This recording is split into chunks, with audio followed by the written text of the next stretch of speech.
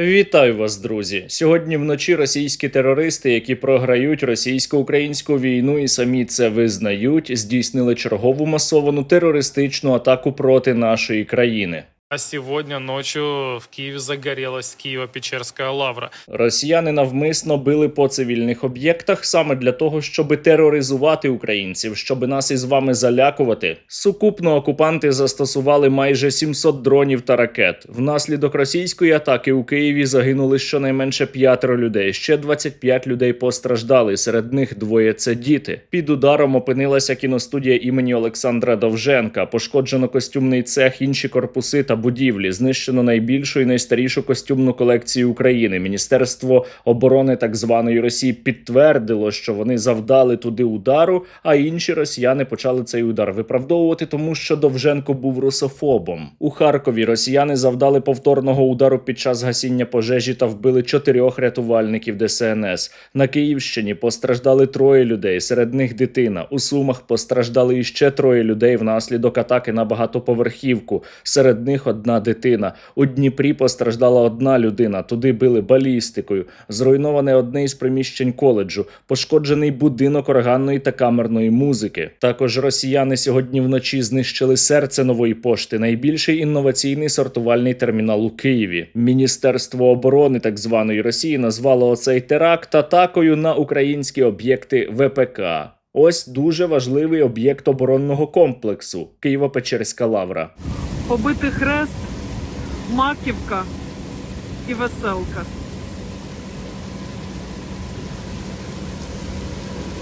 Таких руйнувань я ще не бачила. Просто посеред дороги валяється Маківка від церкви. Тут зверху гасять пожежу, але позаду ми все одно можемо бачити Веселку.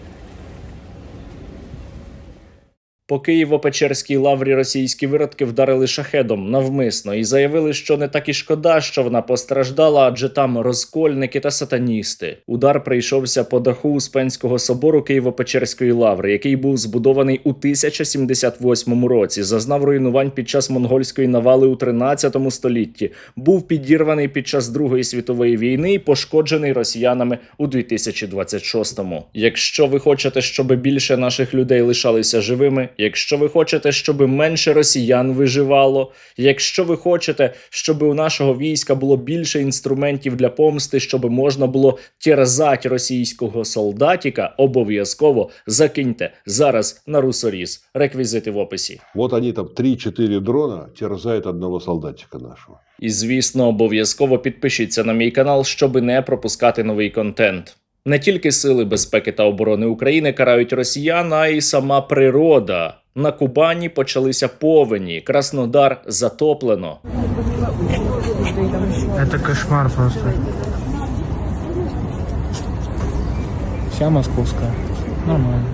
Прорвало дамбу на одноіменній річці під назвою Кубань, тому що нема кому її обслуговувати, бо усі гроші росіяни витрачають зараз на війну проти України, на те, щоб вдарити, наприклад, по лаврі. Але біда, як то кажуть, не приходить одна, тому іще почалися великі опади.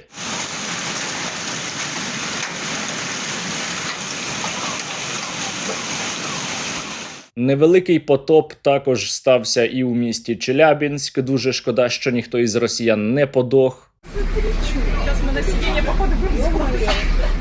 Ёлки-палки.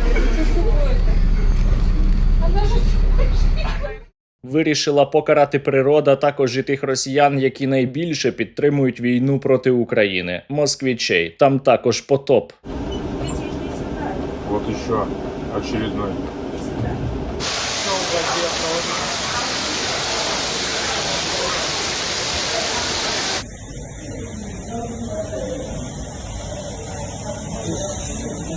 Свою роботу проти російських загарбників сьогодні вночі робили і Сили безпеки та оборони України. Було атаковано низку об'єктів, зокрема залізничну інфраструктуру у Дебальцевому. Космічні супутники також зафіксували пожежу на території порту Кавказу, Керченський протоці, а нафтобаза у Рибінську продовжує горіти. Прекрасно.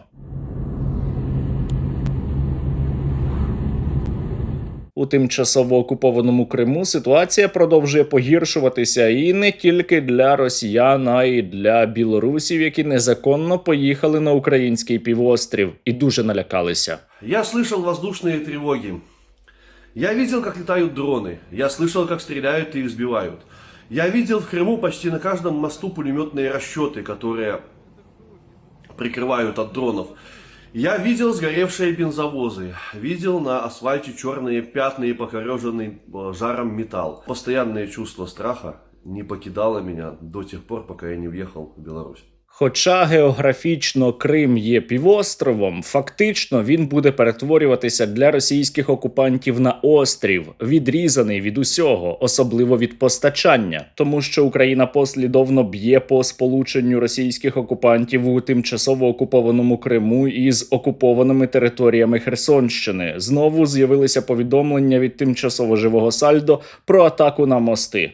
Я міг би рекомендувати росіянам якнайшвидше покинути український півострів, але, відверто кажучи, мені плювати, що із ними буде. А от українцям у Криму я дійсно рекомендую, якщо у вас є така можливість і поки не пізно, краще звідти справді поїхати. Постійні українські атаки на російську логістику змушують пропагандистів здогадуватися про подальші плани Сил безпеки та оборони України. Одні припускають, що буде висадка десанту у Криму. Черному лебедю они пытаются подготовить операцию в Крыму. Да? Сейчас они пытаются резать логистику. Скорее всего, нам надо будет ждать попыток атаковать Крымский мост. Да.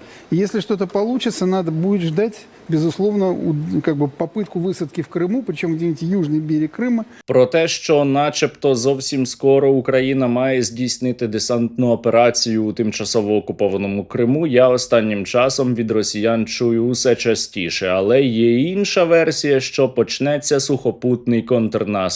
Как минимум один из основных вариантов контрнаступа на 2026 год рассматривает именно удар на юге. Либо против группировки Восток, либо против группировки Днепр из района Запорожья по направлению к Васильевке, либо Токмаку. Я гадаю, що помиляються і перші, і другі, але те, що росіянам буде надзвичайно тяжко, як на тимчасово окупованій частині Запоріжжя, так і Херсонщини, і в українському Криму, це 100%. До речі, на російському телебаченні усе частіше здогадуються, що, напевно, спеціальна військова операція йде не зовсім за планом. Раньше нам было безопаснее или сейчас ударов по этой территории наносилось больше в 22 году или сегодня? Сегодня. І я маю подякувати нашому секретному агентові Царьову Олегу, який не тільки плаче, а й добре виконує свою роботу із деморалізації росіян, лякаючи їх величезними українськими атаками. У нас есть период времени, когда мы будем получать больше, чем мы наносим удары по ним, но надо будет максимально быстро это перестроить, потому что у них стоит задача до 1000 ударов по нашим тылам в день. Олегу Царьову, який останнім часом не дуже хоче жити у окупованому Криму, хоча має там нерухомість, здається, що і у Москві буде не дуже безпечно. Но ударов по тылам будет становиться все больше. И я уверен, что осенью будет прилетать и по Москве достаточно сильно. Это надо все понимать. Як не дивно, дорогі друзі, але наш секретний агент має рацію, він не помиляється. Далі атак на росіян ставатиме більше, і до кінця року значно більше. Мерзенні російські терористи не розуміють нормальної мови, їх до миру можна тільки примусити, і зробити це можна в тому числі за допомогою безпілотників. Якщо ви гадаєте, що у нас їх дуже багато, то ви помиляєтеся. Тем более, что у противника сейчас очень много дронов. Дрони, вони, як і наша із вами русофобія, їх ніколи не буває достатньо. Але на 96 одиниць за минулу добу у нашого війська стало більше. Ми 93-я бригада, Холодний Яр, ССБ «Алькатрас». Хочемо висловити вдячність фонду спільноті Стерненко за надані FPV-дрони на оптоволокні, які вже сьогодні будуть сформовані і доставлені на бойові позиції для виконання бойових задач, нищити ворога. Слава Україні! Героям слава! Путін! Бажаю здоров'я. Ми бійці 31-ї бригади. Дякуємо фонду Сергія Стерненка за надану допомогу. Слава Україні! Героям слава! Дякуємо спільноті Стерненка за надану допомогу. Тактичній групі 8-3 Сил спеціальних операцій. Разом до перемоги. Слава Україні! Героям слава! Ми батальйон безпілотних систем Апачі 81-ї аеромобільної бригади. Висловлюємо подяку спільноті Стерненка та особисто пану Стерненко за ці надані круті русорізи. Слава Україні! Героям слава! Росіяни будуть іще здійснювати багато терактів, на жаль. Росіяни іще завдадуть нам чимало болючих ударів. Але вони програють війну, і щоб цей момент настав якнайшвидше, будьте у війську або для війська та максимально допомагайте силам безпеки та оборони України.